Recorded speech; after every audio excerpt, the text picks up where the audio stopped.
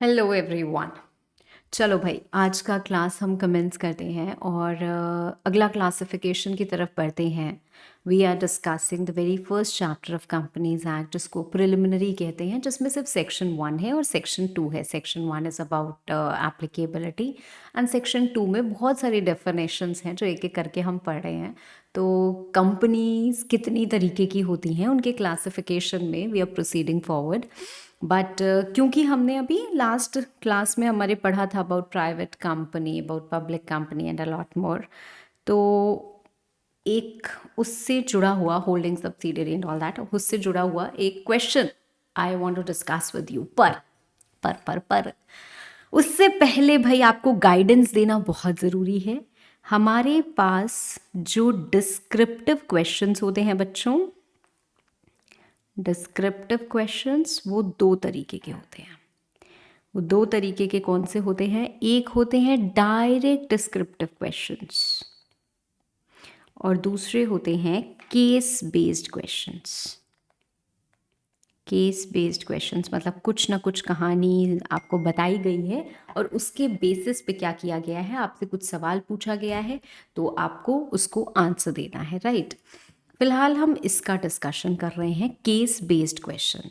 अभी तक आपने सुना होगा and I am sure you have some idea कि भाई ये कैसे लिखना चाहिए। केस बेस्ड क्वेश्चन नहीं सुना है तो एकदम आराम से ध्यान से सुनो। 4 पैराग्राफ्स में ये डिवाइडेड होता है। 4 पैराग्राफ्स, अरे बाप रे मैम। 4 पैराग्राफ्स कौन कौन से होने चाहिए हमारे? 1, 2, 3 और 4। पहला पैराग्राफ होता है हमारा प्रोविजन का, दूसरा पैराग्राफ होता है हमारा गिवन फैक्ट्स, तीसरा पैराग्राफ होता है हमारा एनालिसिस और चौथा पैराग्राफ होता है हमारा कंक्लूजन। ठीक है, जैसे अगर हमें कोई क्वेश्चन पूछा गया है कि ये आपकी कुछ बातें लिखी हुई हैं और आप बताइए can it stay as a private company, कि क्या ये प्राइवेट कंपनी बनी रह सकती है या फिर इतने और मेंबर्स ऐड हो रहे हैं तो will it amount to contravention? तो yes it will amount to contravention से आप शुरू नहीं करेंगे, वो कहाँ जाएगा? लास्ट पैराग्राफ होगा। Therefore in view of the above stated provisions and considering the given facts, we hereby conclude or I hereby conclude that this does not amount to contravention. Ma'am इतना सजाने का क्या समय होता है एग्जाम में? अब आते हैं प्रैक्टिकल रियलिटी पे। ये क्या थी? मनोहर कहानी थी, ठीक है। अब मनोहर कहानी हर समय काम तो करती नहीं है ना? तो कभी कभी ये काम कर सकती है। In most of the cases it won't work. In most of the cases it won't work. आपको कोई क्वेश्चन मिला 4 नंबर का, आप उसको 4 पैराग्राफ में सजाने के चक्कर में जाओगे तो आपका पेपर छूट जाएगा। तो मैम क्या करना चाहिए हमको प्रैक्टिकली एग्जाम ओरिएंटेड? आप चीज़ बताओ। एग्जाम ओरिएंटेड सिर्फ ये 2 चीज़ आपके काम आती है जिस पे आपको स्टेप मार्किंग या नंबर अलॉट किए जाते हैं, प्रोविजन और कंक्लूजन। तो सबसे ज़्यादा फोकस करना है हमें प्रोविजन पे, because it contains the maximum marks, और उससे कम फोकस करना है हमें कंक्लूजन पे। ये जो गिवन फैक्ट्स और एनालिसिस है, ये सिर्फ और सिर्फ इतना ही लिखो जो आपके आंसर को जोड़ने में मदद करे। Okay, otherwise it is given in the question, ये वो कुछ लिखने की ज़रूरत नहीं है, एनालिसिस ये वो कुछ करने की ज़रूरत नहीं है आपको, ठीक है। आप क्रिस्प प्रोविजन लिखिए। So when you are being asked a question about private company, तो आपको क्या लिखना है? सबसे पहली चीज सेक्शन 2 क्लॉज 68 है। याद है? बहुत अच्छी नहीं बात है, नहीं याद है तो क्या कर सकते हैं हम? In accordance with Companies Act, according to the relevant provision of Companies Act, the relevant provision of Companies Act states that, कुछ भी आप फ्रेज यूज करो और आप लिखना शुरू करो, ठीक है। याद है? बहुत अच्छी बात है, कोशिश करनी है कि याद रहे।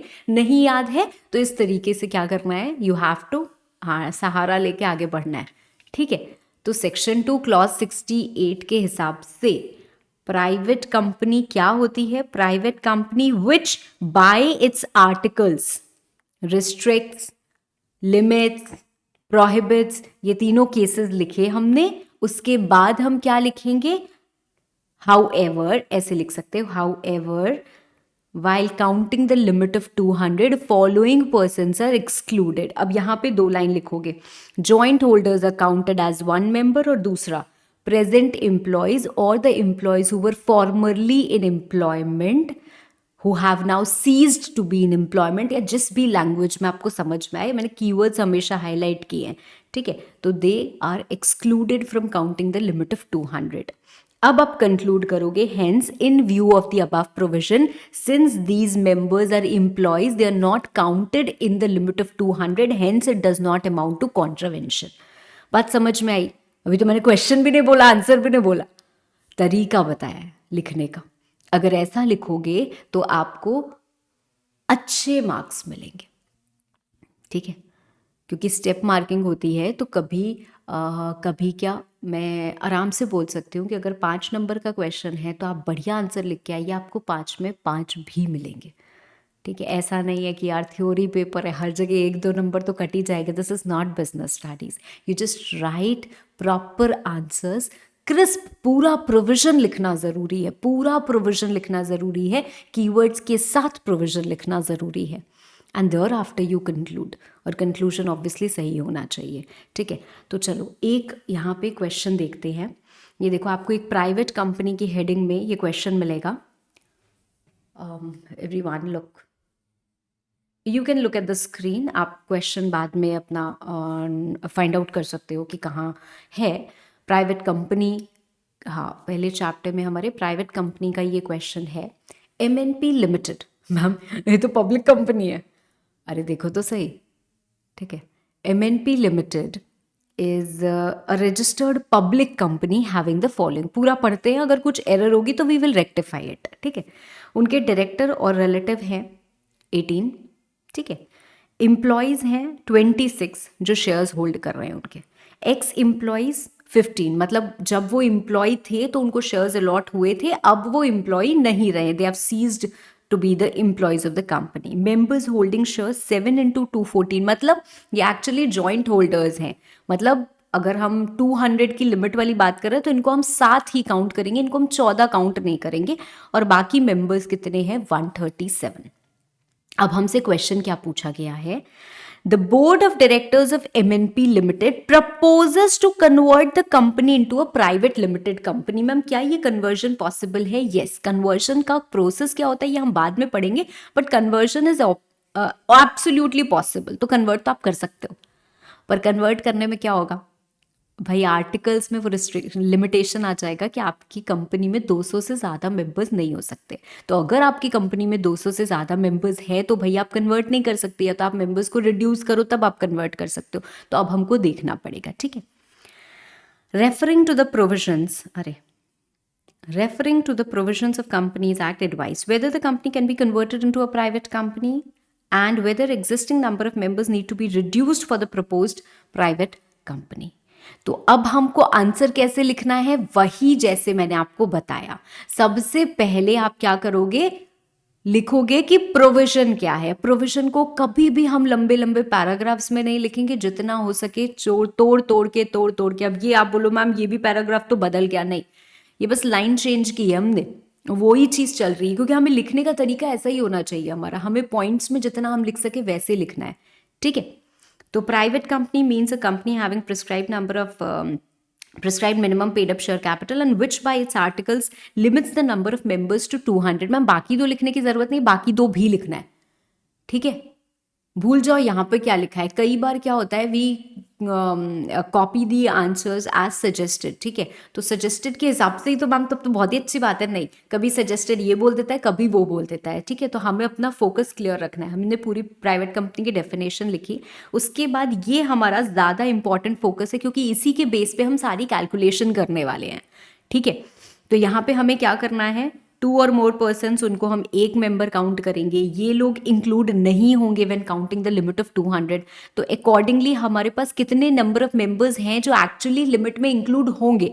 यहाँ पे इस पर्टिकुलर क्वेश्चन में जहाँ पे भी कैलकुलेशन इन्वॉल्व होती है ना, वहाँ पे एनालिसिस वाला पोर्शन बहुत इंपॉर्टेंस होल्ड कर जाता है, ठीक है। तो डायरेक्टर और उनके रिलेटिव को हम काउंट करेंगे, यस। जॉइंट शेयर होल्डर्स को हम 1 काउंट करेंगे, तो 7 काउंट कर लिए। हमारे अदर मेंबर्स 137 हो गए, क्योंकि एम्प्लॉयज़ और एक्स एम्प्लॉयज़ को तो हम काउंट नहीं करेंगे। तो जब हम इनको टोटल मारते हैं तो 162 ही आता है। So since it is within the limit of 200, of course, it can be converted into a private company and there is no need for any reduction. ठीक है, तो हमने यहाँ पे दोनों क्या किया, अलग अलग पॉइंट डाल के कंक्लूजन कर दिया। Okay, so this is how you should prefer and how you should actually go on to write your answers. ठीक है, तो आई थिंक आंसर राइटिंग के ऊपर छोटी सी बात मिल गई होगी। And homework, right 2 answers. 2 answer आपको आज घर पे लिखने हैं, ठीक है। वो आपकी जो एक प्रैक्टिस बुक बनाई है ना मैंने, उसमें लिखने हैं। मैम 2 आंसर क्यों? एक जो अभी अभी मैंने आपको क्वेश्चन कराया है, जिसकी मैंने आपको पूरी की पूरी गाइडेंस दी है, उसको खुद लिख के देखना है। आपको प्राइवेट कंपनी की डेफिनेशन याद है, अभी तो आपको सेक्शन भी याद होगा, है ना। तो आपको ये चीज़ याद है, तो ये सेम क्वेश्चन आपको खुद लिख के देखना है कि how am I able to write it, ठीक है। बिकॉज मैंने पहले भी कहा है, आग में बेटा आपको ही कूदना पड़ेगा, तभी हम बाहर निकलोगे, बाहर तप के निकलोगे, निखर के निकलोगे, है ना। तो अगर किसी और का हाथ जलता रहेगा तो फिर आपका भला नहीं होगा, ठीक है। तो कोई और बोले भी कि मैं तुम्हारी तरफ से वो कर देता हूँ, तो बोलो नहीं नहीं नहीं, आई विल डू इट, ठीक है, I will do it. Okay, चल अब ऑन द बेसिस कभी भी मत सोचना, मैं ना बहुत बार बच्चों को बोलती हूँ, और आप याद करो अपने स्कूल का टाइम। स्कूल के टाइम में कभी आपको मिलता था ऐसे लिखने को, स्पीच लिखने को, कुछ ये सब लिखने को मिलता था?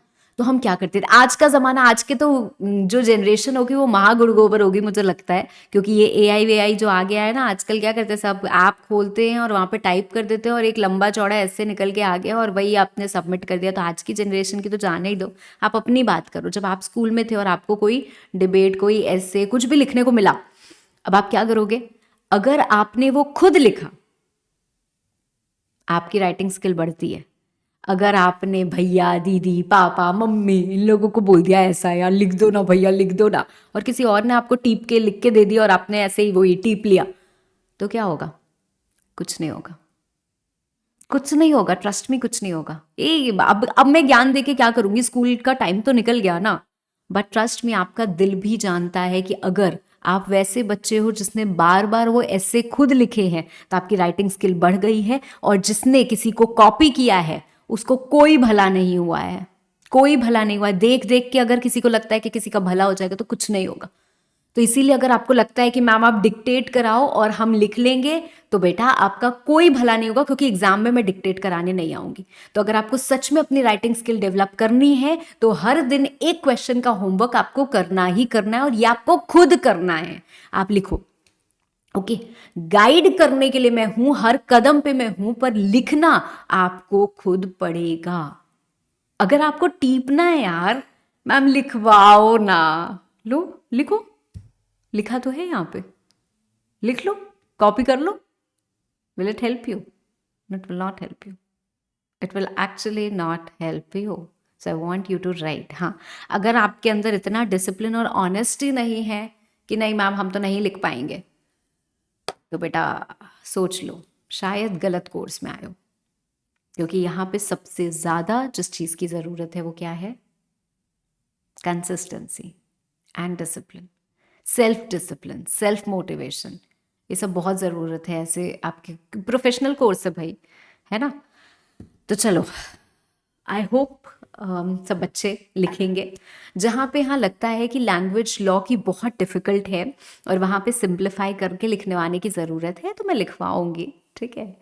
बट फिलहाल नहीं, बहुत ही ईजी सा ये चीज़ है, ठीक है। चलो आगे बढ़ते हैं नेक्स्ट डेफिनेशन की तरफ। On the basis of share capital, हमारे पास 2 तरीके की कंपनीज होती हैं, with share capital, without share capital. Obviously this we have discussed before also. On the basis of access to capital, हमारे पास 2 तरीके की कंपनी होती है, एक लिस्टेड, एक अनलिस्टेड, ठीक है। अब लिस्टेड कंपनीज, अच्छा अनलिस्टेड, ओके चलो नेवर माइंड। लिस्ट अनलिस्टेड क्या होती है? जो लिस्टेड नहीं है, तो वो सिंपल ही है। बट लिस्टेड क्या होती है? पहले लिस्टेड कंपनी की डेफिनेशन बहुत सिंपल हुआ करती थी। बहुत सिंपल क्या होती थी, हमारे पास जिस भी कंपनी के सिक्योरिटीज लिस्टेड हैं और रिकॉग्नाइज स्टॉक एक्सचेंज, उसको हम लिस्टेड कंपनी बोल देते हैं। सबसे पहला सवाल कि ये स्टॉक एक्सचेंज क्या है। स्टॉक एक्सचेंज एक मार्केट प्लेस है। मार्केट प्लेस मतलब एक मार्केट है। जैसे आपने ये शुरुआत की होगी अपने स्कूल के समय से, जब स्कूल में यूथ फेस्ट लगता था ना, फेट लगता था। हाँ, स्कूल में फेट लगा है तो स्टॉल्स होते थे, है ना। हमारे समय में जो स्कूल में फेट लगता था, 800 रुपये का हमें एक स्टॉल अलॉट किया गया जाता था। ठीक है, जो लेना चाहे वो ले सकता है, हर क्लास ले सकता है, ऐसे ऐसे करके वो लोग करते थे। ठीक है, तो यहाँ से क्या हुआ भाई, आप वो एक फेट है, उसमें if you want to acquire a market place, आप वहाँ पे जाके वो पैसे दे के उनके नियम कानून को फॉलो करके वहाँ पे एक मार्केट प्लेस ऑब्टेन कर सकते हो। वहाँ पे आके लोग आपका सामान खरीद सकते हैं, है ना। ऐसे ही भाई फ्लिपकार्ट है, ऐसे ही OLX है, सब चीज़ें हैं। तो फ्लिपकार्ट पे कौन सामान बेच सकता है? जो सेलर वहाँ पे लिस्टेड हो। अब आते हैं यहाँ पे किसकी बात करिए, प्रोडक्ट क्या है? प्रोडक्ट है सिक्योरिटी। सिक्योरिटीज क्या होता है? बहुत वाइड टर्म होता है, शेयर्स, डिबेंचर्स सब इसमें इंक्लूड हो जाता है। तो मैं एक कंपनी हूं, मैं चाहती हूं कि मैं जो अपनी सिक्योरिटीज इशू करती हूं, भाई लोगों ने पैसा लगाया, मुझ में विश्वास दिखाया, मेरी सिक्योरिटीज खरीदी हैं, अब कभी भी वो बेचना चाहें तो वो बेच सके, वो दोबारा खरीदना चाहे दोबारा खरीद सके, कोई और खरीदना चाहे वो खरीद सके। तो मैं चाहती हूँ कि इनको एक मार्केट प्लेस प्रोवाइड करके दूँ। वो मार्केट प्लेस क्या है? स्टॉक एक्सचेंज है। हमारे पास बहुत सारे स्टॉक एक्सचेंज है, तो two most popular ones are NSE and BSE। तो मैं गई NSE के पास और मैंने कहा कि देखिए, ऐसे तो मैंने डिबेंचर्स भी इशू किए हुए हैं, प्रेफरेंस शेयर्स भी हैं, कुछ इक्विटी शेयर्स भी हैं, पर मैं चाहती हूँ कि ये वाले जो मेरे डिबेंचर्स हैं ना, इनके लिए मैं पब्लिक ऑफर लेके आ रही हूँ। ठीक है, मतलब अब मैं नए डिबेंचर्स लेके आ रही हूँ जिनको मैं पब्लिक को इशू करना चाहती हूँ और उनसे पैसे रेज करना चाहती हूँ। मैं चाहती हूँ कि आज तो ये मेरे से डिबेंचर्स ले लेंगे, ठीक है, पर फ्यूचर में ये कभी बेचना खरीदना चाहे तो ये क्या करें, इनको एक मार्केट प्लेस मिले। अब प्रोसेस देखो, practically is a little different how it operates, but that you will eventually learn later. मैं अभी आपको नहीं बता सकती हूँ कि कैसे पब्लिक ऑफर आता है या कैसे शेयर्स इशू होते हैं, ठीक है। फिलहाल I always say one step at a time, तो समझने की कोशिश करो हाउ इट इज हैपनिंग। तो इन्होंने कहा ठीक है, अब क्या हो रहा है, इन्होंने हमको लिस्ट कर लिया। क्या हमारे सारे सिक्योरिटीज को लिस्ट कर लिया? नहीं, हमारे सिर्फ डिबेंचर्स को लिस्ट किया है। तो क्या हम लिस्टेड कंपनी कहलाएंगे? यस, लिस्टेड कंपनी मैं कहला रही हूं क्योंकि मेरी कोई भी security is listed on a recognised stock exchange. ठीक है, अब होता क्या है, जैसे ही हम कहते हैं कि भाई ये लिस्टेड कंपनी है, सब लोग भर भर के रेगुलेशन लगाने लग जाते हैं। क्यों? क्योंकि लिस्टेड कंपनी है, मतलब आपने मार्केट प्लेस पे अपनी सिक्योरिटीज दी हुई है। तो मार्केट प्लेस में तो कोई भी आ सकता है, कोई भी बाजार में आके सामान खरीद रहा है, बेच रहा है। अब मतलब जनता इन्वॉल्व हो गई, लोग इन्वॉल्व हो गए, वो आ रहे हैं, सामान आपका खरीद रहे हैं, आपकी सिक्योरिटी खरीद रहे हैं, आपने उनके साथ धोखाधड़ी किया, आपने ये डिस्क्लोज नहीं किया, वो डिस्क्लोज नहीं किया, वो फंस गए, उनका पैसा डूब गया। तो गवर्नमेंट इज कंसर्न्ड कि क्या करें। तो वो क्या करते हैं, बहुत सारे रेगुलेशंस लगाते हैं। SEBI is the regulatory body of that stock exchange. तो सेबी तो पहले आपके ऊपर बहुत सारे रेगुलेशंस लगाई देगा। साथ साथ कंपनीज एक्ट भी बोलती है, अरे आप लिस्टेड कंपनी हो, नहीं नहीं आपके पास तो इंडिपेंडेंट डायरेक्टर होना चाहिए, अरे आप लिस्टेड कंपनी, आपके पास तो वुमेन डायरेक्टर होना चाहिए। तो बहुत सारे वो और प्रोविजंस लगा देते हैं। अब हुआ ये क्या आपको पता है, अ private company can also be a listed company? Ma'am आप कह रही हो तो मान लेते हैं, पर अब मेरी बात बहुत ध्यान से सुनना, बिकॉज यहां से कंफ्यूजन का जन्म होता है, ठीक है, और उसको जन्म से पहले ही हमें मार डालना है ना। तो भाई देखो, एक प्राइवेट कंपनी है, हमारे पास जो स्टॉक एक्सचेंज होता है, मैं थोड़ा सा कहीं कुछ चीजें आपको डिटेल में बताने लगती हूँ, डिस्पाइट द फैक्ट कि हमारे पास बहुत सारी चीजें हैं, बट इसीलिए कि कंफ्यूजन ना हो। जो हमारे पास स्टॉक एक्सचेंज होता है ना, उसमें 3 तरीके के आप प्लेटफॉर्म होते हैं, समझ लो आप।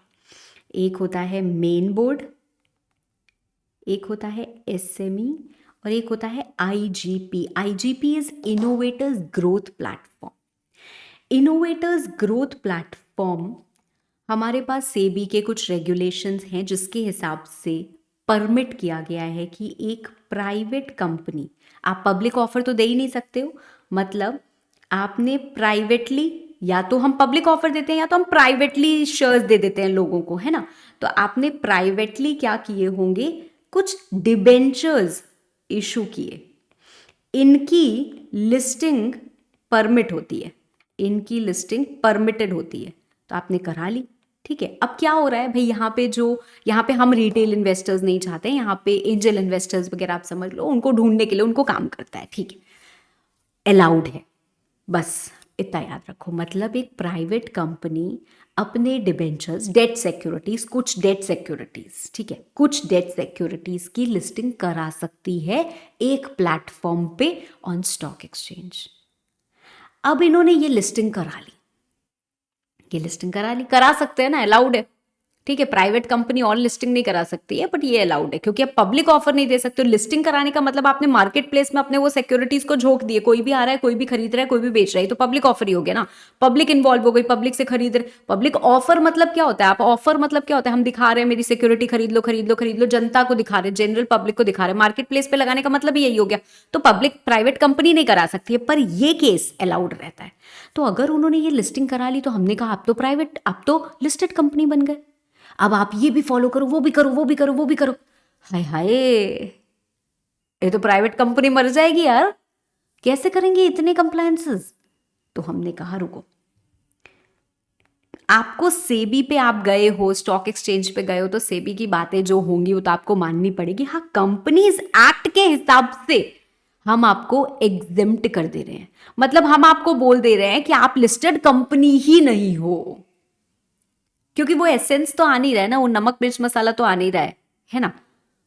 वो प्राइवेट कंपनी है, वो इस तरीके से काम कर रही है, हम क्या करेंगे उनके ऊपर 10 रेगुलेशन लगा के। तो हमने बोल दिया चलो, वैसे तो लिस्टेड कंपनी क्या होती है, वो कंपनी जो अपने स्टॉक एक्सचेंज पे लिस्टेड हो, उसकी कोई भी सिक्योरिटी पर अगर आपने अपनी ये सिक्योरिटी यहाँ ऐसे लिस्ट कराई हुई है, तो हम मानते ही नहीं है कि आप लिस्टेड कंपनी हो। That means what we are doing is we are excluding certain category of companies. Rule 2A आया, companies not to be considered as listed companies। इसमें पहली चीज, प्राइवेट कंपनीज जिन्होंने अपने नॉन कन्वर्टेबल डेट सिक्योरिटीज को list कराया है on private placement basis on a recognised stock exchange according to SEBI regulations, तो उनको हम नहीं मानते हैं कि आप लिस्टेड हो, ठीक है। दूसरा, भाई आप पब्लिक कंपनी हो, आपने अपने इक्विटी शेयर्स को लिस्ट नहीं कराया है, पर आपने अपनी डेट सिक्योरिटीज को लिस्ट कराया है जो आपने प्राइवेटली प्लेस करी थी, पब्लिक ऑफर नहीं दिया था, प्राइवेटली प्लेस करी थी, ठीक है। नॉन कन्वर्टेबल मतलब कभी भी वो इक्विटी नहीं बन पाएगी, तो आपको भी हम लिस्टेड कंपनी नहीं बोलेंगे। दूसरा, आप एक पब्लिक कंपनी हो, आपने अपने इक्विटी शेयर्स लिस्ट नहीं कराए हैं, पर आपने अपने non convertible redeemable preference shares जो कि आपने प्राइवेट प्लेसमेंट पे इशू किए थे वो लिस्ट कराए हैं, या दोनों आपने ऐसे इन दोनों की लिस्टिंग कराई है पर इक्विटी शेयर्स की लिस्टिंग नहीं कराई है, तो आपको भी हम एक लिस्टेड कंपनी नहीं मानेंगे। और पब्लिक कंपनी, अगर आपने अपने इक्विटी शेयर्स को इंडिया में किसी रिकॉग्नाइज्ड स्टॉक एक्सचेंज पे लिस्ट नहीं कराया है, पर आपने अपने इक्विटी शेयर्स को कोई फॉरेन जुरिस्डिक्शन के स्टॉक एक्सचेंज पे लिस्ट कराया है, then also you are not a listed company. मतलब लिस्टेड कंपनी वो जिसकी कोई भी सिक्योरिटी रिकॉग्नाइज्ड स्टॉक एक्सचेंज पे लिस्टेड हो, पर पब्लिक कंपनी अगर आपने इक्विटी शेयर्स लिस्ट नहीं कराए हैं, पर आपने नॉन कन्वर्टेबल डेट सिक्योरिटीज या non convertible redeemable preference shares issue कराए हैं, जो आपने इशू किए थे प्राइवेट प्लेसमेंट पे, उसको लिस्ट कराए, you are not a listed company. आपने लिस्टिंग यहां नहीं कराई है, फॉरेन जुरिस्डिक्शन में कराई of your equity shares, you are not a listed company. आप एक प्राइवेट कंपनी हो, आपने अपनी डेट सिक्योरिटीज को लिस्ट कराया है जो आपने प्राइवेट प्लेसमेंट बेसिस पे इशू की थी, you are not a listed company. तो लिस्टेड कंपनी में से इन कैटेगरीज को हम क्या कर देते हैं, एक्सक्लूड कर देते हैं, ठीक है। इस पे एक क्वेश्चन भी दिया हुआ है, that is your second homework that you have to do, ठीक है। बहुत सिंपल है, लिस्टेड कंपनी का क्वेश्चन इज योर होमवर्क, ठीक है, बहुत सिंपल है, right. Okay, moving to the next part, other types of companies. चलो, वर्ल्ड फेमस स्मॉल कंपनी की डेफिनेशन आखिर आ ही गई। सेक्शन 2 क्लॉज 85, कोशिश करना ये याद रहे, इसका clause number is important. Okay, section 2 clause 85, section 2 clause 68 भी याद रखने की कोशिश करना, प्राइवेट कंपनी का, ये हमारा स्मॉल कंपनी का, ठीक है। एक सेक्शन 2 क्लॉज 87 है सब्सिडियरी कंपनी का, वो भी याद रखने की कोशिश करना, ओके। चलो, अब स्मॉल कंपनी क्या होती है भाई? एक प्राइवेट कंपनी स्मॉल कंपनी होती है, मतलब एक पब्लिक कंपनी स्मॉल कंपनी नहीं हो सकती, कभी नहीं हो सकती भाई। जिसका विजन ही बड़ा है उसको छोटा कहने का आप कैसे भूल कर सकते हो? उसका विजन ही है। आप क्या करोगे? आप एक प्राइवेट कंपनी बनाओगे ना, if you want to stay small, है ना। आपने सोचा है कि भाई हम तो पब्लिक कंपनी बना रहे हैं, तो आप कहीं ना कहीं पब्लिक ऑफर चाहते हो, आप पैसे रेज करना चाहते हो पब्लिक वगैरह से, तो वहां पे स्टार्टिंग से उनको एग्जेम्पशन नहीं मिलता, उनको भर भर के डिस्क्लोजर ये वो करने ही करने पड़ेंगे, ठीक है। तो कभी भी एक पब्लिक कंपनी है, it can not B conferred the status of being a small company. तो एक प्राइवेट कंपनी, अब प्राइवेट कंपनी जो छोटी सी लिमिट में ऑपरेट कर रही है, उनको हम बोलते हैं भाई तू छोड़ दे, तू ये मत कर, तू ये मत कर, तू वो मत कर, तू क्या क्या करेगा, तू अपना बिजनेस संभाल ले, वही काफी है ना। तो मतलब मैम हम अलग से क्लासिफिकेशन होता है, हमें अलग से कोई एप्लीकेशन देनी होती है? नहीं नहीं नहीं नहीं नहीं। व्हाट हैपन्स, जैसे इनकम टैक्स में हम बोलते हैं ना, अगर आपका इनकम इतने से कम है, या मान लो अगर 50,000 रुपये सालाना इनकम है, you don't need to file IT return, तो हमें कहीं से, you are exempted let's say, तो हमें कहीं से भी अलग से कुछ फाइलिंग थोड़ी ना करनी होती है कि नहीं इसलिए हम एग्जेम्प्ट हैं। वैसे ही एक स्मॉल कंपनी होती है। आपने देखा, आप इस लिमिट के अंदर ऑपरेट कर रहे हो तो you are not required to prepare CFS, मत बनाओ, चलो एग्जेम्प्टेड हो, बिकॉज आप खुद ही आइडेंटिफाई करते हो that I am a small company. So that is how it works. Now small company it means a company other than a public company, जो एक थ्रेशोल्ड के अंदर काम करती है। अब ये थ्रेशोल्ड ही बच्चों को समझने में घूम जाता है दिमाग, ठीक है, तो घुमाना नहीं है, ठीक है। उस थ्रेशोल्ड को समझाने से पहले मैं ये समझाऊंगी what can not be a small company. अगर आप किसी की होल्डिंग हो, मतलब आप इतने मतलब दम रखते हो कि आप दूसरी कंपनी के शेयर्स खरीद रहे हो, और आप बोल रहे हो मैं तो छोटी हूं, मुझे तो एग्जेम्पशन दो, मुझे तो फायदे दो, मुझे तो बेनिफिट्स दो, नहीं मिलेंगे। So if you are a holding company, if you're a holding company, you cannot be classified as a small company। और अगर आप सब्सिडियरी हो, मतलब किसी का तो आपके ऊपर हाथ है ना, किसी और कंपनी ने आपके शेयर्स खरीदे हुए हैं, किसी और बॉडी कॉर्पोरेट ने आपके अंदर इतना इन्वेस्ट किया हुआ है, तो संभाल लेगी यार आपको। आप स्मॉल कंपनी, आपको किसी सहारे की जरूरत नहीं है, ठीक है। So again you are not a small company. If you're a company registered under Section 8, you cannot be given the benefits of being a small company, क्योंकि Section 8 को वैसे भी बहुत benefits मिल जाते हैं, इसीलिए OPC can also be not be converted into a Section 8 company, ठीक है, ओके। एंड कोई भी कंपनी या body corporate which is governed by special act, जैसे banking company, so banking companies are governed by banking regulation act, so they are governed by special act, तो उनको हम क्या करेंगे? स्मॉल कंपनी नहीं मानेंगे, तो वो लोग क्या कहलाते हैं? स्मॉल कंपनी नहीं कहलाते। तो अभी तक क्या बोला मैंने?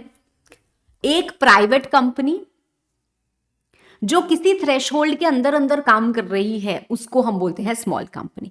पब्लिक कंपनी क्या स्मॉल कंपनी हो सकती है? नहीं मैम। क्या किसी की होल्डिंग कंपनी स्मॉल कंपनी हो सकती है? नहीं मैम। क्या किसी की सब्सिडियरी कंपनी स्मॉल कंपनी हो सकती है? नहीं मैम। क्या सेक्शन 8 कंपनी स्मॉल कंपनी हो सकती है? नहीं मैम। क्या कोई company which is governed by special act वो स्मॉल कंपनी हो सकती है? नहीं मैम। तो ये 5 लोग स्मॉल कंपनी नहीं हो सकते हैं: public, holding, subsidiary, section 8 and the company is governed by special act। अब आते हैं थ्रेशोल्ड क्या है मैम? थ्रेशोल्ड क्या है मैम? चलो, paid up share capital of which does not exceed 50 lakh rupees or such higher amount as may be prescribed, which shall not be more than 10 crore rupees, and turnover as per last profit and loss account does not exceed 2 crores or such higher amount as may be prescribed, which shall not be more than 100 crore rupees। हाय हाय, क्या लिखा है ये? paid up capital less than equal to 50 lakh and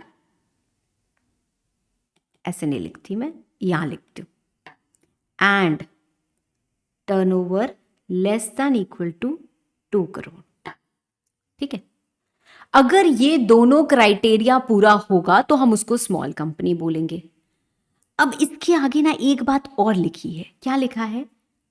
और higher prescribed amount, मतलब आप देखोगे कि आपका पेड अप कैपिटल 50 लाख या उससे कम हो, या फिर कोई और हायर प्रिस्क्राइब्ड अमाउंट अगर है, तो हम देखेंगे कि हमारा पेड अप कैपिटल उस हायर प्रिस्क्राइब्ड अमाउंट जितना हो या उससे कम हो। हायर प्रिस्क्राइब्ड अमाउंट है हमारे पास 4 करोड़, एमसीए ने रूल्स में प्रिस्क्राइब किया है।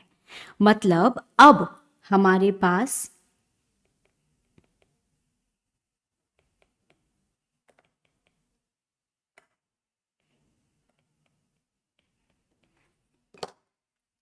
चार करोड़ और 40 करोड़, ये दो चीज हमारे पास प्रिस्क्राइब्ड है। अब सुनो मेरी बात बहुत ध्यान से। एक बार बोला गया कि ये एक पार्क है, ठीक है, यहाँ पे एक पार्क बना हुआ है। गवर्नमेंट ने बोला कि जितने भी बच्चे 5 साल तक के हैं वो पार्क में फ्री एंट्री आ सकती है, ठीक है। फिर गवर्नमेंट को लगा यार 5 साल तक की बस हमने फ्री एंट्री की है, ये तो ठीक नहीं है, कम से कम 10 साल तक के बच्चों की तो फ्री एंट्री करनी चाहिए, क्योंकि 5 साल होता ही कितना है। तो उन्होंने क्या कर दिया, 10 साल तक के बच्चों की एंट्री फ्री कर दी। अब 5 मानेंगे कि 10 मानेंगे? मैम 10 मानेंगे, ठीक है। पर क्या मैं बोल सकती हूँ 5 और सच हायर नंबर एज में be prescribe by government, so current prescribe by government number is 10, तो 10 तक की एंट्री फ्री है ना? समझ में आई मेरी बात? तो यहां पे ऐसा ही केस दिया हुआ है। पहले बोला है कि पेड अप कैपिटल, सेक्शन में क्या लिखा है, पेड अप कैपिटल भाई 50 लाख से ज्यादा नहीं होना चाहिए। अगर आपका पेड अप कैपिटल 50 लाख से ज्यादा नहीं है और टर्नओवर 2 करोड़ से ज्यादा नहीं है तो आप स्मॉल कंपनी, ऐसा सेक्शन में लिखा हुआ था जब कंपनीज एक्ट आई। पर यहां पे पावर दी हुई है कि एमसीए भाई आप चाहो तो इसको हायर भी प्रिस्क्राइब कर सकते हो, क्योंकि हम बोल सकते हैं ना 50 लाख होता ही क्या है आज के जमाने में, 2 करोड़ टर्नओवर होता ही क्या है। तो भाई जिसका 40 करोड़ तक भी टर्नओवर है उसको भी हम स्मॉल कंपनी ही मानेंगे। तो मैम क्या गवर्नमेंट ऐसे बढ़ाती जाएगी बढ़ाती जाएगी बढ़ाती जाएगी जितना उनका मन करे? नहीं नहीं नहीं, एक्ट ने उनको बढ़ाने की पावर दी है, पर साथ साथ ये भी बोला है shall not be more than 10 crore, shall not be more than 100 crore. मतलब पेड अप कैपिटल के लिए गवर्नमेंट बढ़ा सकती है ये amount up to 10 crore, turnover के लिए बढ़ा सकती है ये government amount up to 100 crore, उसके ऊपर नहीं। उसके ऊपर अगर बढ़ाना है तो एक्ट में आपको अमेंडमेंट लाना पड़ेगा।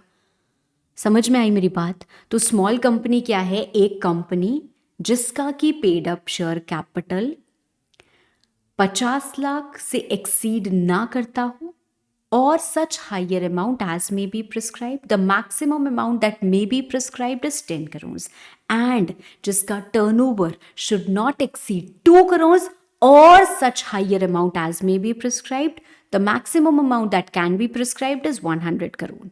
The current prescribed amount by government is 4 crore for paid up share capital and 40 crores for turnover. So if you want to identify whether a company is a small company or not, आप private company को देखोगे। अगर मैं आपसे पूछूं कि एक private company है हमारे पास जिसका की पेड अप कैपिटल है 20 CR एंड उसका टर्नओवर है 4 CR, हो सकता है यूनिक केस है, तो क्या ये स्मॉल कंपनी है? The answer is no. क्यों? क्योंकि इसका पेड अप कैपिटल 4 करोड़ से ज्यादा हो गया। एक कंपनी है जिसका की पेड अप कैपिटल है लेट्स से 1 CR एंड इसका टर्नओवर है 30 CR, तो क्या ये स्मॉल कंपनी है? The answer is yes. क्यों? क्योंकि पेड अप कैपिटल 4 करोड़ से एक्सीड नहीं कर रहा है, टर्नओवर 40 करोड़ से एक्सीड नहीं कर रहा है। अगर मैं बोलूं पेड अप कैपिटल है 4 करोड़ एंड टर्नओवर है 40 करोड़, तो क्या ये स्मॉल कंपनी है? द आंसर इज यस, क्योंकि ये एक्सीड नहीं कर रहा है। तो 4 करोड़ से एक्सीड नहीं कर रहा है, 40 करोड़ से एक्सीड नहीं कर रहा है, तो एक्सीड नहीं करना चाहिए। ठीक है। अब सवाल आता है कि मैम एग्ज़ाम में हम कैसे लिखेंगे। ये तो हमें समझ में आ गया कि हमें अगर स्मॉल कंपनी देखनी है तो हमारे लिए 4 और 40 करोड़ बस रेलेवेंट है कि 4 करोड़ से एक्सीड नहीं करना चाहिए, 40 करोड़ से एक्सीड नहीं करना चाहिए, तो वो स्मॉल कंपनी। बट क्या ऐसे लिखेंगे तो आंसर मिले, एग्जाम में मार्क्स मिलेगा? तो आंसर इज नो, नहीं मिलेगा। आपके लिए ये इंपॉर्टेंट है लिखना। ये तो अगर एग्जाम में स्मॉल कंपनी के बारे में क्वेश्चन आएगा और आपको पूरा का पूरा स्मॉल कंपनी की चीज लिखनी है तो आपको लिखना पड़ेगा ये जो सेक्शन में चीज लिखी हुई है उसको, ठीक है। उसके बाद आप प्रिस्क्राइब्ड अमाउंट लिखोगे।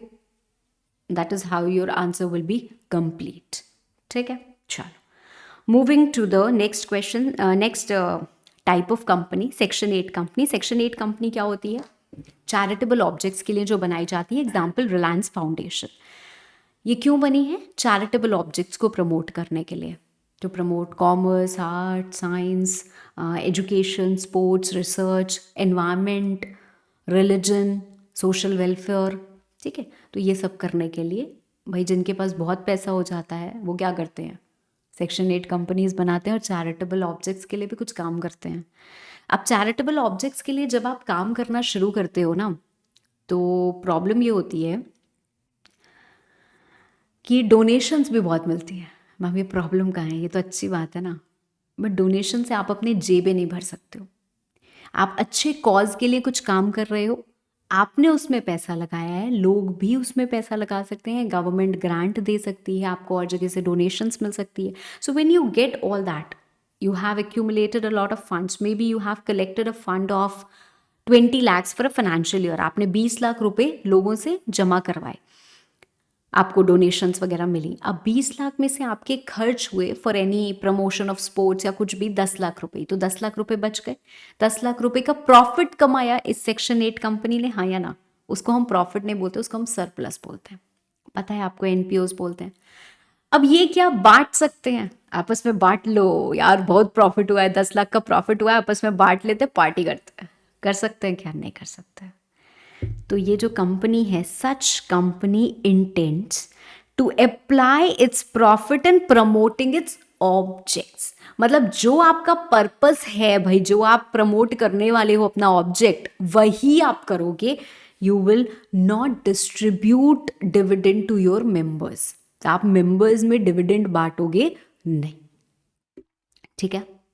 फिलहाल के लिए इतना काफ़ी है, बाकी हम सेक्शन 8 कंपनी का इनकॉर्पोरेशन पढ़ेंगे। We will read more about it. Okay, चलो नेक्स्ट आती है हमारी निधि कंपनीज। निधि कंपनीज के नीचे एक लाइन लिखना, such type of company is formed to promote the habit of savings amongst its members, ठीक है। Such type of company is formed to promote the habit of savings amongst its members. मतलब निधि, निधि धन होता है, ठीक है। तो ये कंपनी क्या कर रही है? सेविंग्स को प्रमोट करती है। सेविंग्स को कैसे प्रमोट करती है? देखो होता क्या है इस कंपनी में, जो भी इस कंपनी का मेंबर बनना चाहता है उसका एक अकाउंट भी रहता है। तो आप सब जुड़े, ठीक है। अब आपके पास 100 रुपये हैं, आप 100 रुपये डाल दो। आपके पास 20 रुपये हैं, आप 20 रुपये डाल दो। तो जो भी चीज़ें हैं आप क्या करते हो, फटाफट से उस कंपनी में डाल देते हो, ठीक है। अब हो क्या रहा है, वहाँ पे एक पूल ऑफ फंड्स जनरेट हो रहा है। उस पूल ऑफ फंड्स में से जो उसके मेंबर हैं उनको अगर ज़रूरत है तो वो यहाँ से लोन भी ले सकते हैं। यहाँ से पैसे लेते हैं भाई और वापस कर देते हैं, ठीक है।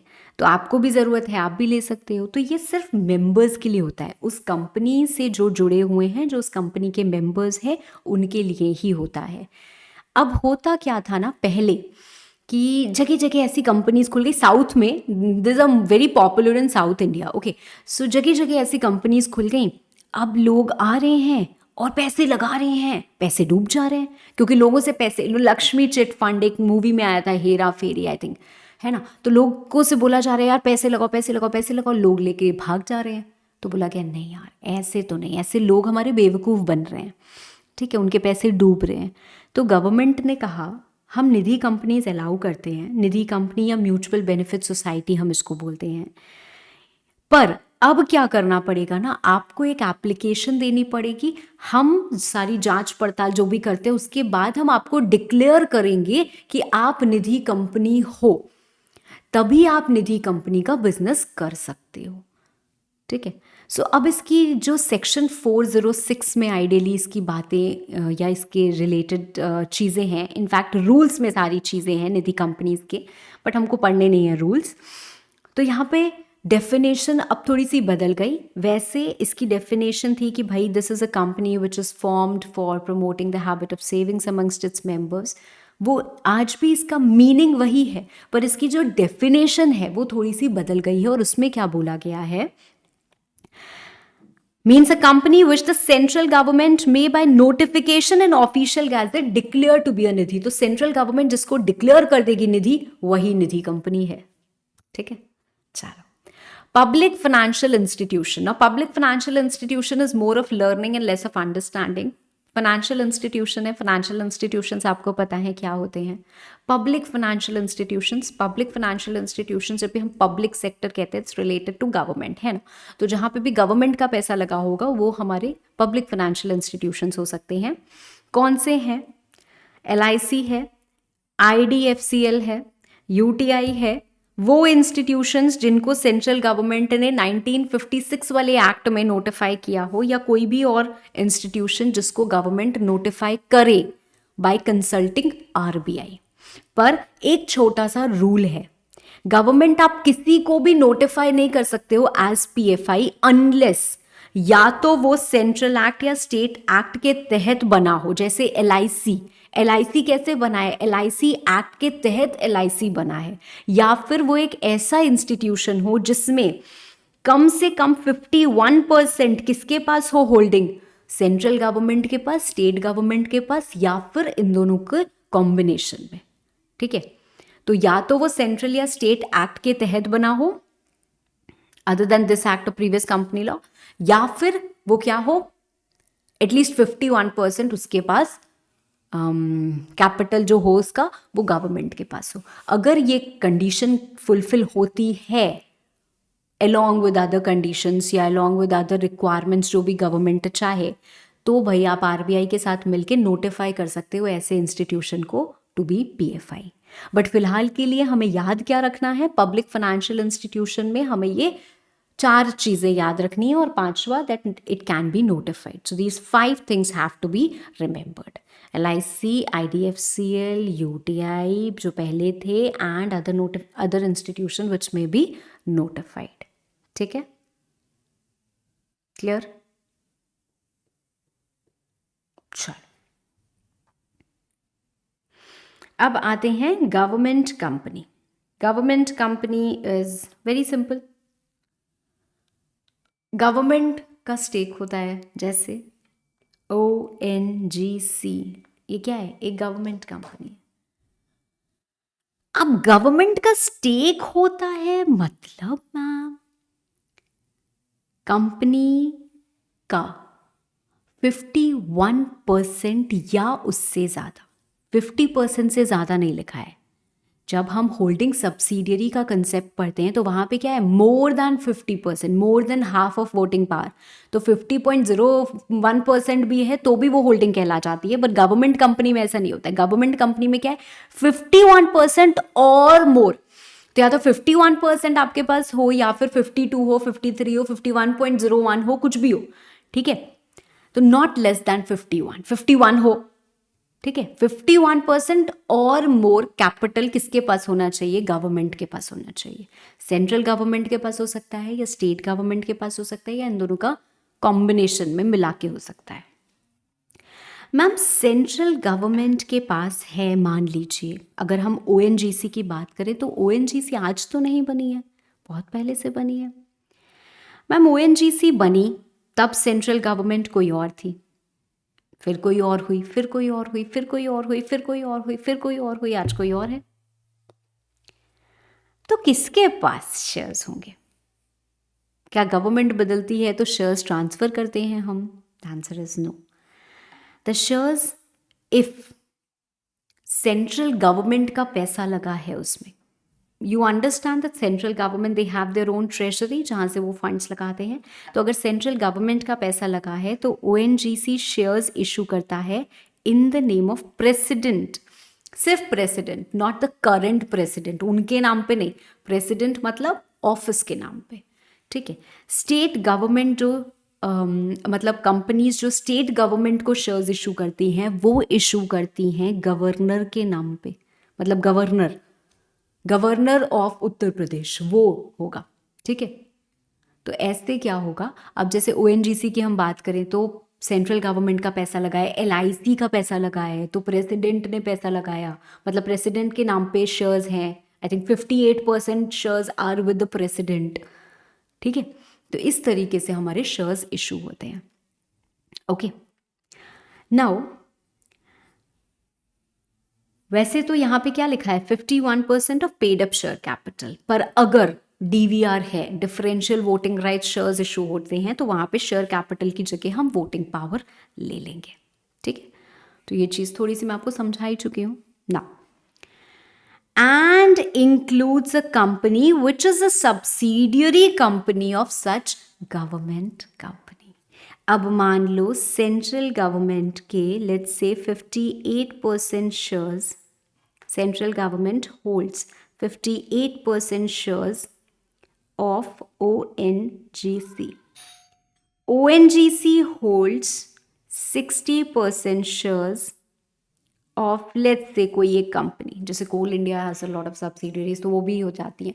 खैर, अब ये जो कंपनी है इसको भी हम गवर्नमेंट कंपनी बोल देंगे, इसको भी हम गवर्नमेंट कंपनी बोल देंगे. So subsidiary of a government company is also a government company. Subsidiary of a government company is also a government company. तो गवर्नमेंट कंपनी क्या हुई, एक ऐसी कंपनी जिसमें 51% और मोर of paid up capital is held by the central government or state government or state governments or partly by central government and partly by any state government, and subsidiary of a government company is also a government company. बात समझ में आई इतनी? चलो अब देखो, अब आपको एक क्वेश्चन मिलेगा गवर्नमेंट कंपनी का. गवर्नमेंट कंपनी का क्या है, 43% of paid up share capital of company D. Company D का 43% पेड अप शेयर कैपिटल किसके पास है, सेंट्रल गवर्नमेंट के पास है. ठीक है. एक कंपनी है हमारे पास, कंपनी डी, इसका 43% पेड अप कैपिटल किसके पास है, सेंट्रल गवर्नमेंट के पास है.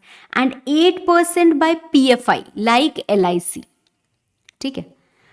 8% पेड अप कैपिटल किसके पास है, LIC के पास है. LIC एंड UTI, क्या ये कंपनी गवर्नमेंट कंपनी है या नहीं है? इस कंपनी डी, यहाँ पे कंपनी डी हम बोल रहे हैं तो डी ही बोलते हैं. ठीक है. क्या ये कंपनी गवर्नमेंट कंपनी है या नहीं है? डी लिमिटेड मान लेते हैं. अब सोचो, प्राइमा फेसी आपको लगेगा मैम 43 + 8%, हाँ मैम ये तो हो गई गवर्नमेंट कंपनी. भाई रुक जाओ, थोड़ा आहिस्ते से समझो. गवर्नमेंट कंपनी क्या होती है, जिसमें 51% या उससे ज़्यादा कैपिटल किसके पास हो, या तो सेंट्रल गवर्नमेंट के पास हो, या तो स्टेट गवर्नमेंट के पास हो, या तो इनके कॉम्बिनेशन में हो. क्या LIC और UTI सेंट्रल गवर्नमेंट है, स्टेट गवर्नमेंट है, इनका कॉम्बिनेशन है? नहीं. और क्या D limited is a subsidiary of a government company? No ma'am. D limited is not a subsidiary of a government company. LIC, UTI they are not government companies.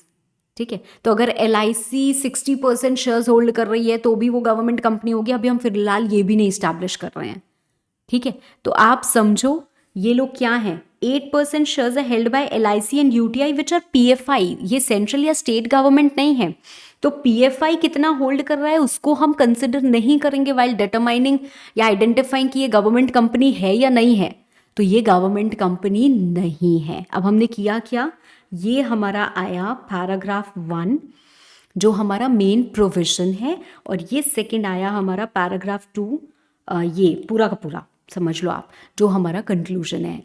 ठीक है, तो जितना हमें कनेक्ट करने के लिए लगा और लास्ट में हमने क्या किया, कंक्लूड कर दिया। This can be also considered as a second paragraph जिसमें हम गिवन और एनालिसिस को कंबाइन कर रहे हैं। So I told you it does not hold true in all situations, you have to focus on good writing, और आपको सबसे ज़्यादा फोकस क्या करना है, प्रोविजन और कंक्लूजन। पेपर ऐसा नहीं लिख देना प्रोविजन लिखा so it is not a government company. अरे भाई उसको एक्सप्लेन तो करोगे ना, तो एक्सप्लेन तो करना ही पड़ेगा ना, लास्ट में आप कंक्लूड करोगे, तो ये कंक्लूजन का ही हिस्सा होता है, आप इसको सेपरेटली भी लिख सकते हो। ठीक है, चलो now next type of company is a foreign company. Foreign company, ठीक है। अब फॉरेन कंपनी फिलहाल मैं बता देती हूँ। हमारे पास जैसे है एप्पल INC, ठीक है। एप्पल INC मैंने थोड़ा सा आपको पहले भी बताया है, तो Apple INC wants to work in India.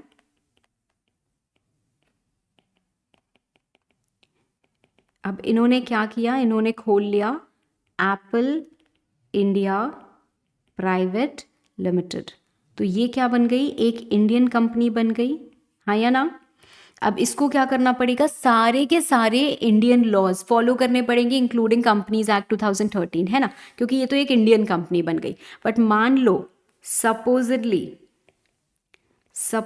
ये ओपन करते एक ब्रांच, तो अब ये जो ब्रांच होती ना, इसके ऊपर तो कंपनीज एक्ट लगता नहीं, क्योंकि this is not a company incorporated in India, और ये क्या है, बाहर की कंपनी की ब्रांच खुली हुई है, तो इसके ऊपर भी हम कंपनीज एक्ट पूरी नहीं लगा सकते। तो ऐसी ब्रांच के लिए हम बोलते हैं फॉरेन कंपनी। तो इस ब्रांच को बोलो, या जिस कंपनी की ब्रांच है हम उसको बोल देते हैं फॉरेन कंपनी। तो जो आपके इंडियन ऑपरेशंस वाली जो ब्रांच हमारी इंडिया में खुली हुई है, वहां पे हम क्या करते हैं, कुछ प्रोविजंस लगाते हैं कंपनीज एक्ट के। तो मेरी बात बहुत ध्यान से अब सुनना।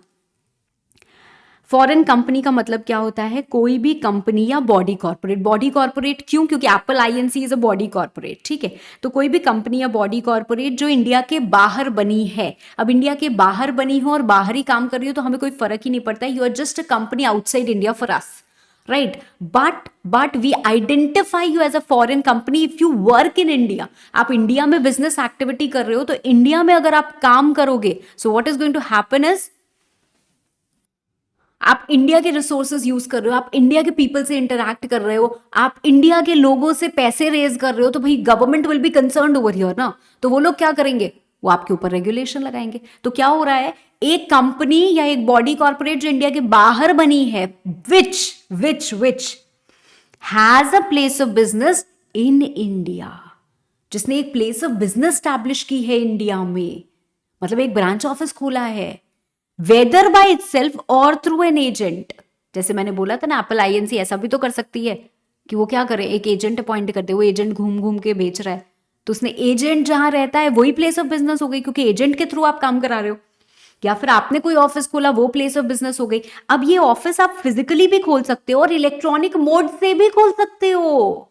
हाँ देखो, अगर मैं बोलूं, मैं यहां पे बैठी हूं लखनऊ में और आप बैठे हो मान लो हैदराबाद में, मैं क्या कर रही हूं, आपको पढ़ा रही हूं, तो मैं क्या हैदराबाद में प्लेस ऑफ बिजनेस है मेरी, हाँ मैम है। वाई, हैदराबाद में मैंने कहा कोई ऑफिस खोला है। ऑफिस मतलब सिर्फ यही नहीं होता है, क्या मैं हैदराबाद में कुछ बिजनेस एक्टिविटी कर रही हूँ, of course you are doing it ma'am. आप हैदराबाद के अगर बच्चों को पढ़ा रही हो तो आप कर रहे हो ना, कैसे कर रहे हो, डिजिटल सप्लाई कर रहे हो ना आप, तो इलेक्ट्रॉनिकली आपने ये प्लेस ऑफ बिजनेस स्टैब्लिश करके आपने बिजनेस एक्टिविटी कर ली। तो इंडिया में तो आप कर रहे हो ना, वहां हैदराबाद में तो आप कर रहे हो ना। तो क्या आपके ऊपर हैदराबाद के कुछ प्रोविजंस लगने चाहिए, हाँ लगने चाहिए। हैदराबाद के लोगों से आपने पैसा लिया है, हैदराबाद के लोगों को आप सर्विस दे रहे हो, समझ रहे हो मेरी बात? तो वैसे ही कोई बाहर बैठा है और वहां से कुछ सर्विस हमको इंडिया में दे दे, हम उसकी सर्विस अवेल कर रहे हैं, वो यहाँ से लोगों से पैसा ले रहा है, लोगों को सर्विसेज दे रहा है, तो क्या उनके ऊपर यहाँ के लॉज नहीं लगने चाहिए? वो बोलेंगे हमने तो कोई ऑफिस ही नहीं खोला है वहां पे। अरे रे रे, क्या बात कर रहे हो सर, कौन से जमाने में जी रहे हो? इलेक्ट्रॉनिक मोड, इलेक्ट्रॉनिक मोड से आपने ऑफिस खोल लिया है। So any company or body corporate incorporated outside India which has a place of business in India, वो प्लेस ऑफ बिजनेस खुद भी खोल सकते हो। वो एजेंट आपने रख दिया जो आपके बिहाफ पे काम कर रहा है, तो एजेंट जहां रह रहा है, एजेंट जहां काम कर रहा है, वही प्लेस ऑफ बिजनेस हो गई। तो वेदर बाय इटसेल्फ और through an agent, and it could be physical, it could be through electronic mode, and you are conducting business activity in India. ठीक है, तो दो चीज होती है, आपकी प्लेस ऑफ बिजनेस है और आप बिजनेस एक्टिविटी कर रहे हो। कोई company incorporated outside India which has a place of business in India and conducts business activity in India is a foreign company. This place of business could be by itself, it could B by agent, it could be physical, it could be through electronic mode. ठीक है, समझ में आई मेरी बात? अब electronic mode क्या क्या हो सकता है? इलेक्ट्रॉनिक मोड आपका हो सकता है, मेन सर्वर इंडिया में हो या ना हो इससे फर्क भी नहीं पड़ता। ठीक है, हाँ, अगर आप B2B ट्रांजैक्शन कर रहे हो, बिजनेस टू बिजनेस, आप B2C ट्रांजैक्शन कर रहे हो, कंज्यूमर से डायरेक्टली कर रहे हो, कोई डेटा इंटरचेंज कर रहे हो, या कोई भी डिजिटल सप्लाई जैसे हम ये कर रहे हैं वो कर रहे हो, तो आप लोगों से पैसे उठा रहे हो, इंडिया के लोगों से आप पैसे मांग रहे हो, उनको सिक्योरिटीज इशू कर रहे हो, उनसे डिपॉजिट्स ही ले रहे हो, ठीक है, फ्रॉम सिटीजन्स ऑफ इंडिया। वो भी क्या हो गया, आप इलेक्ट्रॉनिकली ये ट्रांजैक्शन हो रहा है ना, so you have an electronic place, हम मान लेंगे। कोई भी फाइनेंशियल सेटलमेंट आप कर रहे हो, फाइनेंशियल सेटलमेंट्स क्या होते हैं भाई, इसका यहाँ था, हमने इससे उससे पैसे ले लिए, ठीक है, कोई भी तरीके का financial settlement. Web based marketing जगह जगह हो रही है, एडवाइजरी एंड ट्रांजैक्शन सर्विसेज आप दे रहे हो, कोई डेटाबेस सर्विस दे रहे हो, सप्लाई चेन मैनेजमेंट में किसी भी स्टेप पे आप इन्वॉल्व हो, आप टेली मार्केटिंग कर रहे हो, टेली कम्यूटिंग कर रहे हो, telemedicine very popular, although होनी नहीं चाहिए बट ठीक है हो रही है, एजुकेशन तो भाई भर भर के पॉपुलर है, इंफॉर्मेशन रिसर्च, ठीक है, कोई भी डेटा रिलेटेड कम्युनिकेशन सर्विसेज। अब ये सर्विसेज हम कैसे दे सकते हैं? हम ईमेल के थ्रू दे सकते हैं। मैं आपको कुछ भी शेयर कर सकती हूँ ना, मैं आपको फाइल शेयर कर रही हूँ, उसका चार्ज कर रही हूँ, ई बुक आज हम दे रहे हैं, ठीक है, तो उसका चार्ज कर रहे हैं। मान लो हम आपको ईमेल से दे सकते हैं, हम आपको मोबाइल डिवाइसेस से दे सकते हैं, हम सोशल मीडिया प्लेटफॉर्म पे शेयर कर सकते हैं, हम क्लाउड कंप्यूटिंग मतलब क्लाउड पे अपलोड कर सकते हैं, आप डाउनलोड कर सकते हो, जैसे जी ड्राइव बिकती है ना, ठीक है, या वॉइस और डेटा ट्रांसमिशन हो सकता है, या कोई भी और मीडियम से हो सकता है। तो इतने सारे तरीकों से ये चीज़ हो सकती है। अब एग्जाम पर्सपेक्टिव के लिए, मैम समझ में तो आ गया, बट एग्जाम पर्सपेक्टिव के लिए हम क्या याद रखें? जितनी चीज़ें मैंने हाईलाइट कर रखी है ना यहाँ पे, डेटा इंटरचेंज, ठीक है, सप्लाई चेन मैनेजमेंट में वेब बेस्ड मार्केटिंग वगैरह भी हो गया, टेली मार्केटिंग, ये सारे वर्ड्स, क्लाउड कंप्यूटिंग, ठीक है, तो ये सबको दिमाग में रखना है। अगर एग्जाम में क्वेश्चन आए, एक कंपनी है जो इंडिया के बाहर बनी है, it does not have a place of business in India, but वो टेली मार्केटिंग सर्विसेज दे रहे हैं in India, whether it is a foreign company or not, 100% it is a foreign company, because maybe it does not have a physical place but it has established a place through electronic mode, क्योंकि electronic mode की definition में tele marketing cover होती है, ठीक है, specifically cover होती है। Okay, चलो तो एक minute, sorry. Teresa limited is a company registered in New York. एक कंपनी न्यूयॉर्क में है, इसकी कोई प्लेस ऑफ बिजनेस नहीं है इंडिया में, पर ये बिजनेस कर रहे हैं through data interchange in India. हाँ, तो फिर इलेक्ट्रॉनिक मोड से आपने कर लिया ना, whether it will be treated as a foreign company, the answer is yes, it will be treated as foreign company, right. अब देखो, एक कंपनी है जिसका यहाँ पे शेयर ट्रांसफर ऑफिस या शेयर रजिस्ट्रेशन ऑफिस है। मतलब क्या है मैम? शेयर ट्रांसफर ऑफिस क्या होता है? जैसे कभी भी लोगों को अपने शेयर्स ट्रांसफर करने होते हैं तो ट्रांसफर डीड बना के वो कंपनी को भेजते हैं और उनके ट्रांसफर्स एग्जीक्यूट होते हैं, रजिस्टर होते हैं। तो ये जो ट्रांसफर से रिलेटेड सारा काम हो रहा है, ये इंडिया में एक ऑफिस खुला हुआ है और उसमें हो रहा है। तो क्या उनकी प्लेस ऑफ बिजनेस है? हाँ। तो शेयर ट्रांसफर ऑफिस या शेयर रजिस्ट्रेशन ऑफिस को भी हम प्लेस ऑफ बिजनेस मानेंगे, पहली चीज। दूसरी बात, भाई ये केस लॉ था, याद करने की नाम जरूरत नहीं है, ठीक है, बट इसका ये याद करना बहुत इंपॉर्टेंट है, बढ़िया है, बात है, ठीक है। ये होता क्या था कि कंपनी बाहर बनी और वहां के लोग क्या करते थे, हमेशा आते थे और एक 5 स्टार बुक करते थे, और वहां पे वो लोग क्या करते थे, हमेशा वहां आते थे, फ्रीक्वेंटली विजिट करते थे, उसी होटल में रहते थे, और वहां पे क्या करते थे, वहां पे वेंडर्स को बुलाते थे, वहीं वो देखते थे कि हाँ ये मशीनरी हमें खरीदनी है, ये आर्टिकल हमें खरीदना है, तो वो सारे काम वो करते थे, ठीक है, for looking after purchase of machinery and other articles. It was held that the company had place of business in the hotel. तो मतलब ये मान लिया गया कि यार आपकी प्लेस ऑफ बिजनेस है ये hotel, so you're having a place of business because very frequently you're traveling here and you're doing all the business deals over here, तो आप यहाँ पे ये काम कर रहे हो, तो ये आपकी प्लेस ऑफ बिजनेस है, ठीक है ना। अगर मैं आपसे बोलूं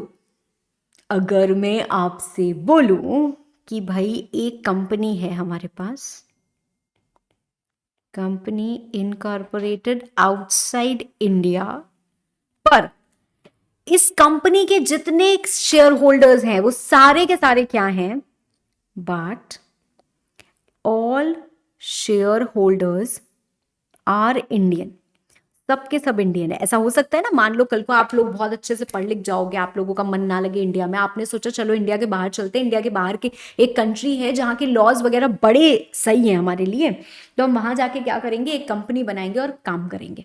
तो आप वहां चले गए और आपने वहां जाके एक कंपनी बना ली। अब आप तो इंडियन के इंडियन ही रहोगे, इंडियन सिटीजन हो भाई, पर आपने वहां पे कंपनी बना ली है, तो क्या वो कंपनी इंडियन कंपनी हो जाएगी?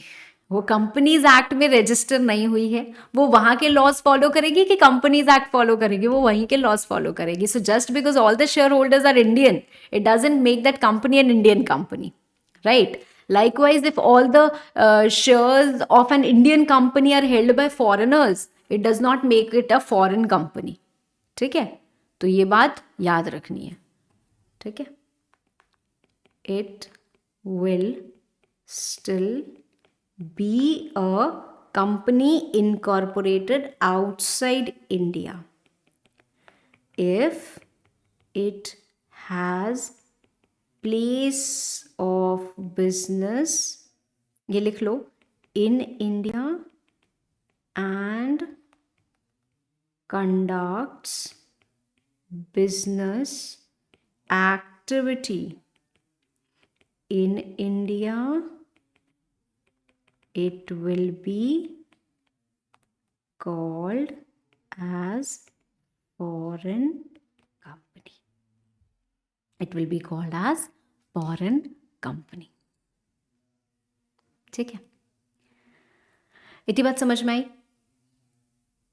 चलो अब मेरी बात सुनो, हमारे पास क्या हुआ, हमारे पास एक कंपनी है इनकॉर्पोरेटेड आउटसाइड इंडिया।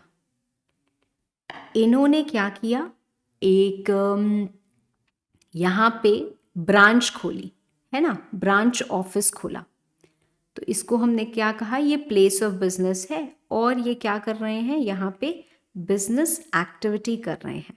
तो हमने इनको बोला कि आप क्या बन गए, आप बन गए एक फॉरेन कंपनी, क्योंकि आप इंडिया में आके बिजनेस कर रहे हैं, यहाँ पे आपकी प्लेस ऑफ बिजनेस है, भले ही आप इलेक्ट्रॉनिक मोड से कर रहे हो, आप फिजिकली कर रहे हो, आप यहाँ पे काम कर रहे हो, तो आपके ऊपर कंपनीज एक्ट के कुछ प्रोविजंस तो लगेंगे ही लगेंगे। उसके लिए एक सेपरेट चैप्टर बना हुआ है, वो क्या बना हुआ है, फॉरेन कंपनी का चैप्टर, ठीक है।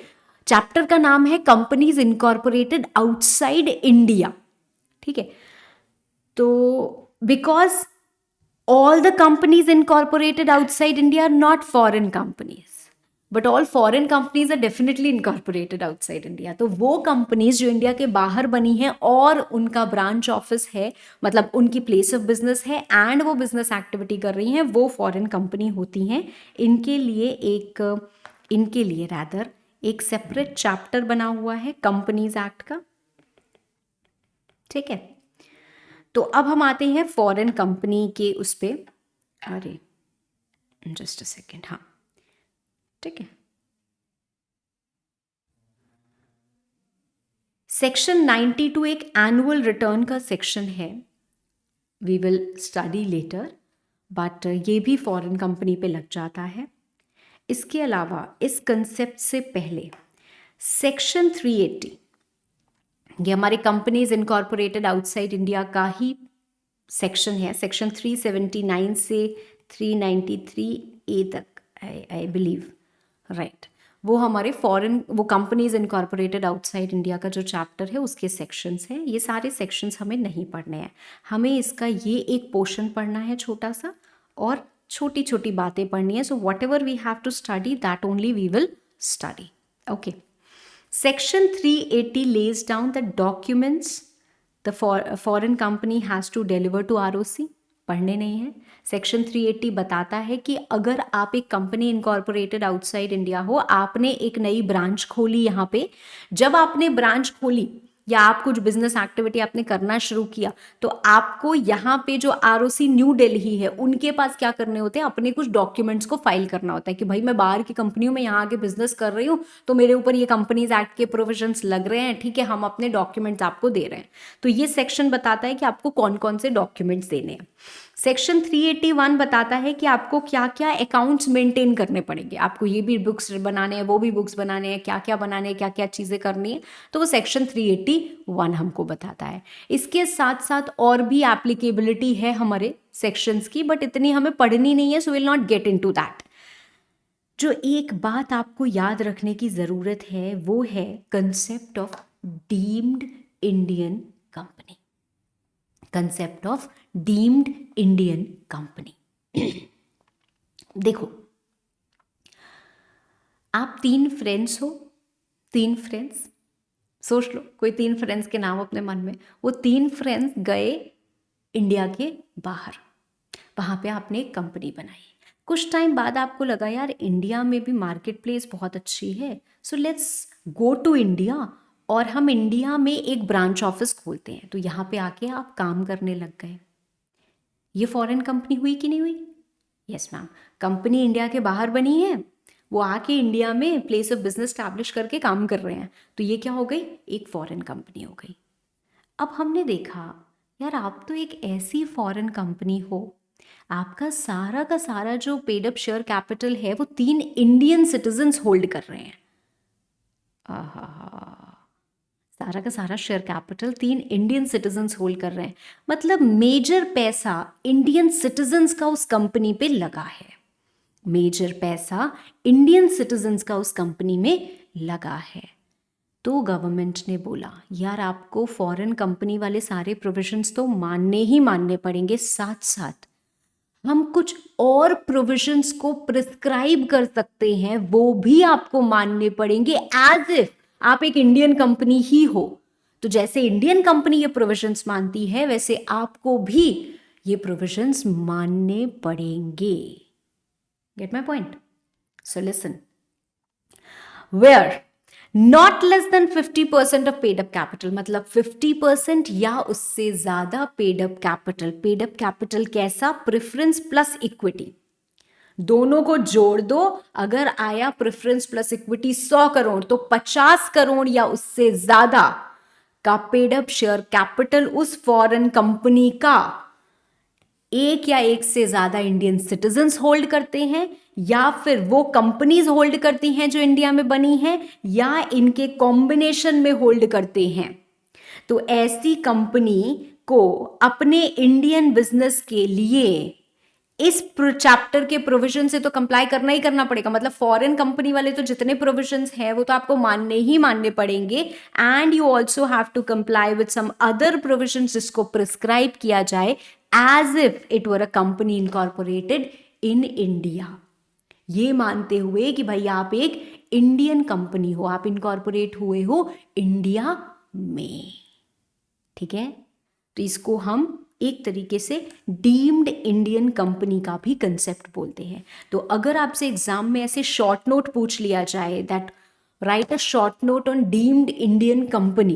तो आपको क्या करना पड़ेगा, ये पूरा का पूरा चीज लिखनी पड़ेगी। क्या लिखेंगे? If 50% or more of paid up capital of a foreign company is held by one or more Indian citizens, or the company is incorporated in India, or a combination of both, then such company with respect to its Indian business will comply with the provisions of all the with the provisions stated in that chapter of foreign company and other prescribed provisions as if it were a company incorporated in India। तो ये लिखेंगे, तब क्या होगा, number मिलेगा। Section कौन सा है? सेक्शन 379 के हिसाब से है। ठीक है, सेक्शन 379 के हिसाब से है। क्लियर है इतनी बात? चलो, फॉरेन कंपनी के रिस्पेक्ट में आपको इससे ज़्यादा पढ़ने की आवश्यकता नहीं है। ठीक है, ऑल्दो हमारा पूरा का पूरा चैप्टर आता है, but you don't need to. एक लाइन बस यहाँ पे ऊपर लिख लो,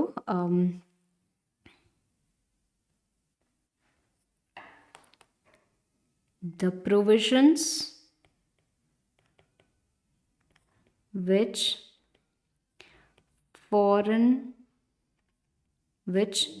all foreign companies have to follow are stated in chapter 22 of Companies Act 2013। ठीक है, the provisions which all foreign companies have to follow are stated in chapter 22 of Companies Act 2013। clear? Sure. Now just the last topic of this particular chapter that you have to study, producer company क्या होती है। अब producer company यहाँ पे आपको दिख रहा होगा कि मैंने बहुत कुछ लिखा है, शायद आपको आपके मटेरियल में दिखे कि कुछ और लिखा हुआ है। तो मैम क्या है सच्चाई? देखो भाई, पहले कंपनीज एक्ट 2013 में प्रोड्यूसर कंपनी के प्रोविजंस नहीं आए थे, तो हम कंपनीज एक्ट 1956 वाले ही प्रोविजंस पढ़ते थे, बट अब आ चुके हैं। ठीक है, और नोटिफाई भी हो चुके हैं। So this is what you should read.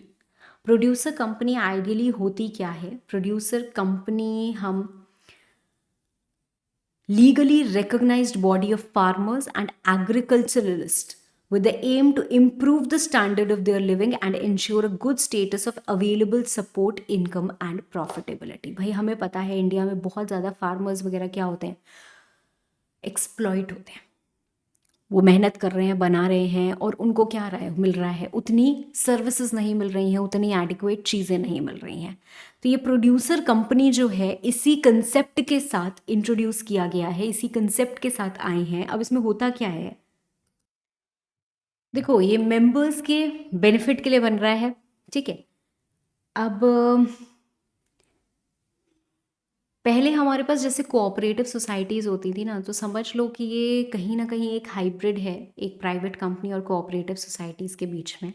तो हमारे पास कौन है भाई, फार्मर्स हैं जो लोग जुड़े हैं। ठीक है, कुछ रिक्वायरमेंट्स है कि कम से कम 10 लोग होने चाहिए। इस तरीके से करके हम क्या करते हैं, एक प्रोड्यूसर कंपनी को बनाते हैं। अब प्रोड्यूसर कंपनी में हम क्या काम करते हैं, जैसे एक कंपनी हम बनाते हैं ना, तो हर कंपनी का नेम क्लॉज होता है, ऑब्जेक्ट क्लॉज होता है। तो प्रोड्यूसर कंपनी का क्या ऑब्जेक्ट क्लॉज होता है? जैसे हमने पढ़ा था कि निधि कंपनी का ऑब्जेक्ट क्या होता है, promoting the habit of savings, right. Section 8 company का ऑब्जेक्ट क्लॉज क्या होता है, चैरिटेबल ऑब्जेक्ट्स वाले काम करते हैं। तो वैसे ही प्रोड्यूसर कंपनी के ऑब्जेक्ट्स क्या होते हैं? प्रोड्यूसर कंपनी के ऑब्जेक्ट्स ये होते हैं, प्रोडक्शन से रिलेटेड हो सकता है। अब ये क्या कर रहे हैं भाई, उनको ये बेनिफिट प्रोवाइड कर रहे हैं, वो लोग खुद गवर्न कर रहे हैं, उनको they have that corporate status and वो उससे कमा रहे हैं और फायदा प्रोवाइड कर रहे हैं या पास ऑन कर रहे हैं। ठीक है, so what can be included, इनका काम क्या होता है, प्रोडक्शन से, हार्वेस्टिंग से, procurement, grading, pooling, handling, marketing, selling या export, preserving, drying, distilling, brewing, right, manufacture, sale और सप्लाई ऑफ मशीनरी या इक्विपमेंट जिसकी ज़रूरत होती है। ठीक है, एजुकेशन प्रोवाइड करना और अपने मेंबर्स को या फिर और लोगों को असिस्टेंस प्रोवाइड करना। ठीक है, टेक्निकल सर्विसेज देना, कंसल्टेंसी सर्विसेज देना, ट्रेनिंग, रिसर्च, ये सब देना। ठीक है, generation, transmission and distribution of power, insurance provide करना। ठीक है, प्रमोटिंग टेक्निक्स या वेलफेयर मेजर्स उनके बेनिफिट के लिए, या कोई भी और एक्टिविटी जो इससे इंसिडेंटल हो। मैम क्या इतनी चीज़ें याद करने की ज़रूरत है? नहीं। ठीक है, आपसे आएगा भी तो एग्जाम में शॉर्ट नोट आएगा प्रोड्यूसर कंपनी का, तो छोटा सा आप थोड़ा सा लिख दोगे। ठीक है, इतनी चीज़ें हैं भी नहीं आपके मटेरियल में, मैंने फिर भी बताई है कि बच्चों को कम से कम थोड़ा तो आइडिया लगे। Although I wanted to incorporate much more, but है नहीं, तो I will also refrain myself from stating a lot of things. ठीक है, चलो।